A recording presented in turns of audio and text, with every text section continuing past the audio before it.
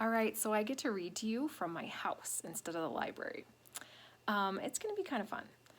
We are going to read a story called The Boo-Boos That Changed the World. It's a true story about an accidental invention, which is the Band-Aid. So totally awesome. Let's start.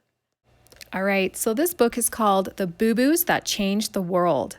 It's a true story about an accidental invention. It's written by Barry Wittenstein and illustrated by Chris Sue. And the wonderful people at Charles Bridge Publishing have given permission to read this out loud online just for the time being. Thank you. Once upon a time, in 1917 actually, a cotton buyer named Earl Dixon married his beloved Josephine, and they lived happily ever after. The end. Actually, that was just the beginning. The newlyweds expected to live a quiet life in New Brunswick, New Jersey. But instead, Earl and Josephine ended up changing the entire world, one boo-boo at a time. You see, Josephine was accident-prone. She often bumped and bruised herself while working around the house, but that was nothing compared to how often she injured herself in the kitchen. Ouch! When she sliced and diced an onion, she sometimes sliced her finger too. Boo-hoo! When she grated cheese, she sometimes grated her knuckle. Ugh! When she lifted a hot pot off the stove, she sometimes burned her hand. After Josephine winced in pain, she quickly grabbed a rag to stop the bleeding. But with bulky towels between her fingers, it was even harder for Josephine to hold a knife. She became even more accident-prone. Impossible, you say? It's true. Josephine's klutziness had become a bloody problem. Every night when Earl came home from work, he looked forward to talking with Josephine and eating the wonderful meal she had prepared. That was until he saw his beloved's hands. Yikes, her cuts might even get infected. He had to help his new bride. Earl's father was a doctor, so Earl knew a little bit about boo-boos and bandages. And luckily, he worked for a company that manufactured hospital supplies. Earl knew there had to be a solution, but what was it? Earl thought while he shaved in the morning, Earl thought while he bought cotton in the afternoon, then I could. And Earl thought some more while he lay in bed at night.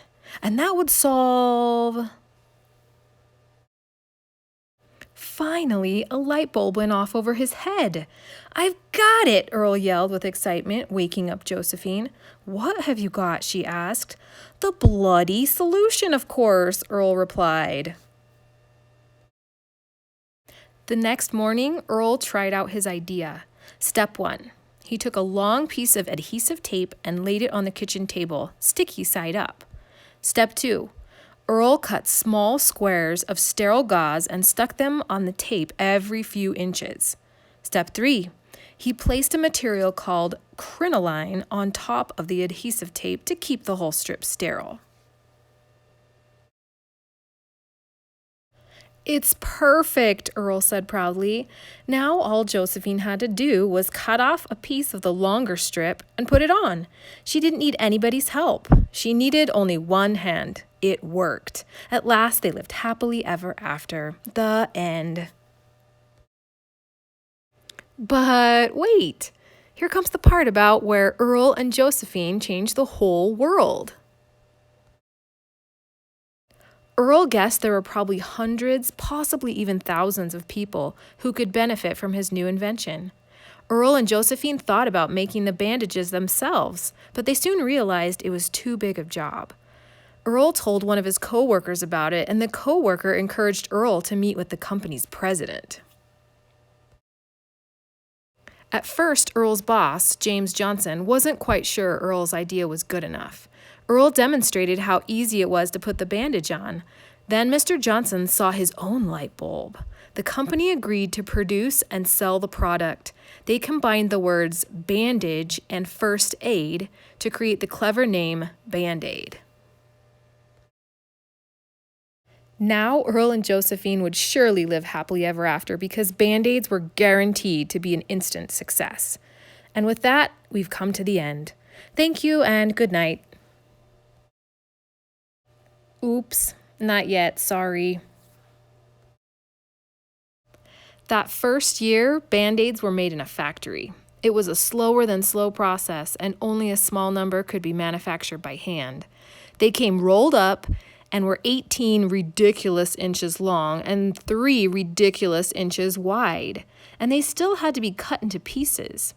Earl, Josephine, and Mr. Johnson had high expectations, but the Band-Aid boxes collected dust, ignored, and unwanted.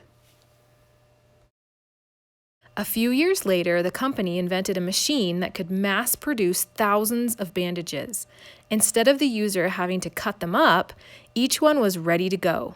Band-Aids were now about 3 inches long and 1 inch wide, and they were cute too. Each one had a little red string to pull in order to open the paper wrapper. Success! Band-Aids flew off the shelves. The end. Not really. Unfortunately, even with the cute red string and the convenient size, the public was not sold on the idea. Mr. Johnson knew there had to be a solution. What happened next was truly a stroke of genius. The company decided to give Band-Aids away. Mr. Johnson wondered who needed self-adhesive bandages the very most. And then that light bulb went off again. The Boy Scouts, of course. All those fall down, climb up, scratched elbowed, scraped knee boys got plenty of cuts. It didn't take long before the mothers of those rough and tumble boys saw how handy those little bandages were. That did it. Earl and Josephine's invention was a smash. During World War II, the company sent millions of free Band-Aids to the brave soldiers fighting overseas. In the years that followed, Band-Aids were made in different sizes, colors, and designs. Some even had pictures of cartoon characters on them. And that continued to this day all over the world. From boisterous hot dog vendors in Brooklyn, fancy French winemakers, tired taxi drivers in Denmark, English bobbies on bicycles, daredevil skateboarders in Saskatchewan, king crab fishermen in Alaska, sweaty Ugandan soccer players, and applauding audiences in the Bolshoi Theater in Moscow.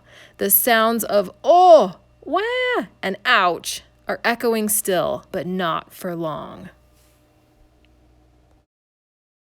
Because soon those snivels and sobs of pain are silenced by Earl and Josephine's accidental boo-boo invention. And that is the happiest ending of all. The end. Really. So now you know where Band-Aids came from. Totally useless information. However, it's awesome. And this year, 2020, is the 100th anniversary of the Band-Aid. Even cooler. I miss you. I can't wait till we can read in the library together. But until then, let's keep reading stories here. All right, bye.